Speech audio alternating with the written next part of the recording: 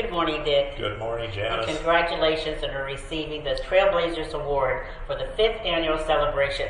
Thank you so much. Let's take a minute and stroll down memory lane when you were CEO at MyBoard. Can we do that? We sure can. All right. What I'd like you to do is maybe share with us your proudest accomplishments while you had your tenure. It was there, 1980 through 89. Okay. About almost 10 years. Okay.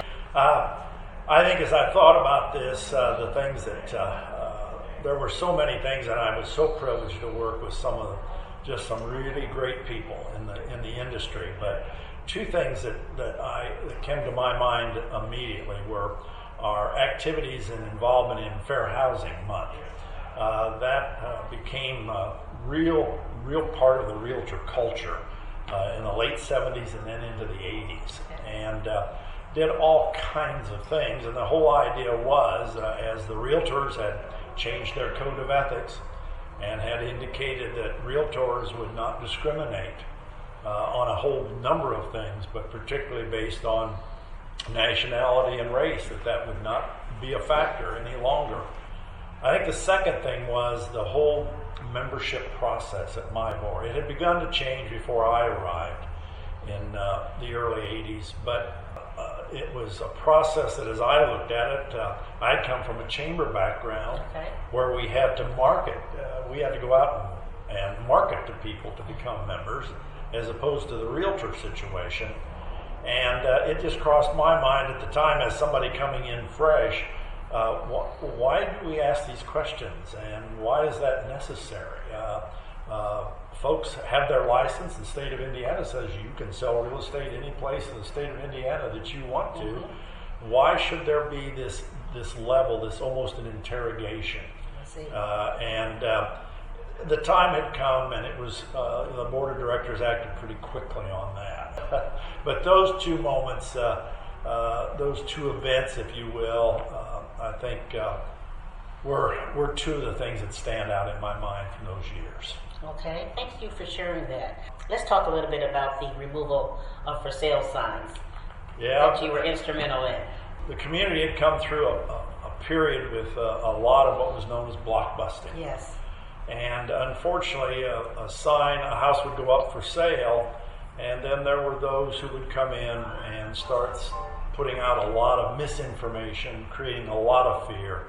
And suddenly you'd have streets where house after house after house there were for sale signs. And so almost caused a panic kind of thing. And so many of the neighborhood associations and others in the city came to the realtors and said, would there be a way, you have ways of marketing, obviously the MLS being that prime tool, as well as advertising in the papers and all those kinds of things.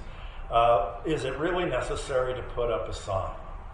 And that we had to get the agreement of the seller. The seller said, yes, that's fine with me. And in most cases, yeah, because they didn't want to be one of 25 signs down a stretch of street. We had reached that place where that fright kind of stuff had pretty much ended. And so we went back to the neighborhoods and said, here's what we'd like to do. This is a way that we'll be able to market the homes better. And part of my assignment was to go out and talk to folks about this, and then if it was okay, I even took signs for the realtor for members who had houses listed, and I had signs that they would give to me, and I'd go out, but that's okay. Why? Is it all right if I go ahead and put the sign up? You actually put the signs up? I did. Without a license? Yes, I was an unlicensed assistant, long before there ever were unlicensed assistants. Right. It was a turning point where, if you will, we normalized the marketing process, and that was a real plus for the community. Share with us a little bit about the first home buyer seminars and for minorities and lower income families that you were involved with. There were a number of groups who were doing home buyer seminars, and they called us as one of the groups, obviously, who were representing folks who are in the business, and said, we'd like to do this, could you be a part of this? And so I went out and recruited some realtors so that they could talk about the practical side, and here are the things that you need to do and so forth. And then I participated in simply from the standpoint of an overview.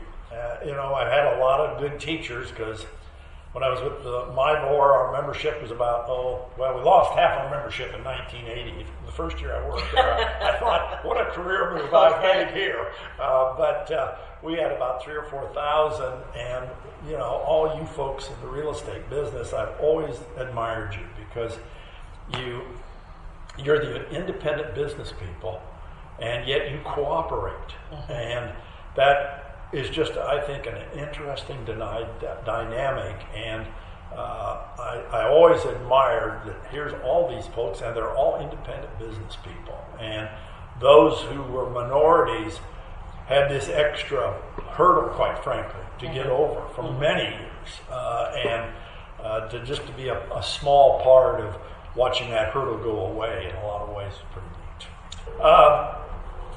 I had the opportunity to work with just a great lady by the name of Helen Hurt. Yes. And Helen was a pioneer for women in the business. She was the first female president of MyBor. She was. And I had the opportunity to work with Helen. And Helen was just a great mentor for so many, both women and minorities. Helen put a great emphasis on education. That, okay, if in her case, if she talked about women in the business, if you're going to come into this business, the reality is you're going to have to work harder, you're going to have to think smarter, and you're going to have to, the way you do that is in education. And so she created all these opportunities for folks to learn the business. And when you look at committees in the early 80s, yes, there were a sprinkling of women. There were very few minorities. Okay.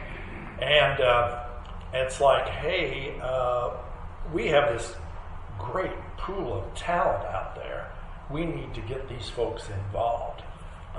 And I always had the philosophy of running associations that, first of all, I want you to be successful in the business. I'd seen people get all wrapped up in the association stuff and kind of forget you guys sell some real estate, because if you don't sell real estate, you don't get paid. But once you've established yourself, I want you to be a part of the association. I want you to make contributions that way and be a part of it because you have something to bring to us.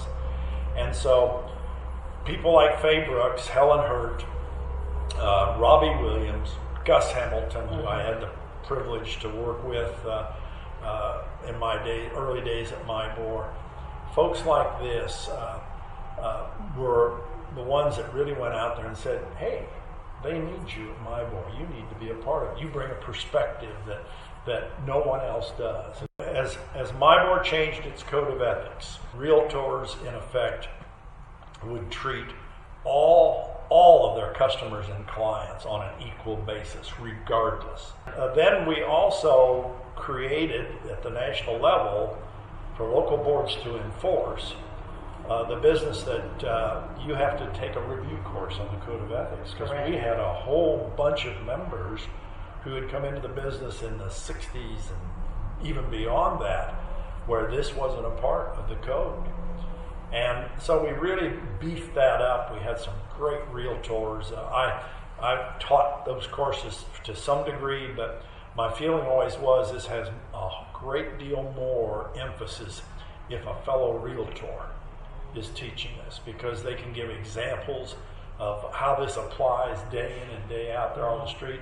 I didn't have a license, don't have a license. I wasn't out there acting in that way. So I had a perspective as the guy who was head of the association, and I felt I needed to set an example. But you teaching that course, you're a realtor, so when somebody asks, well, what happens if I run into this situation? Correct. Well, here's how you deal with that, or here's how I have dealt with that, and it just changed that dynamic. So those they were exciting times. I look back at my 10 years at MyBor, and it was very special. And you're special. Oh, well, thank you. Thank you, Dick Knight, for paving the way for the real estate professionals. My blessing. Thank you.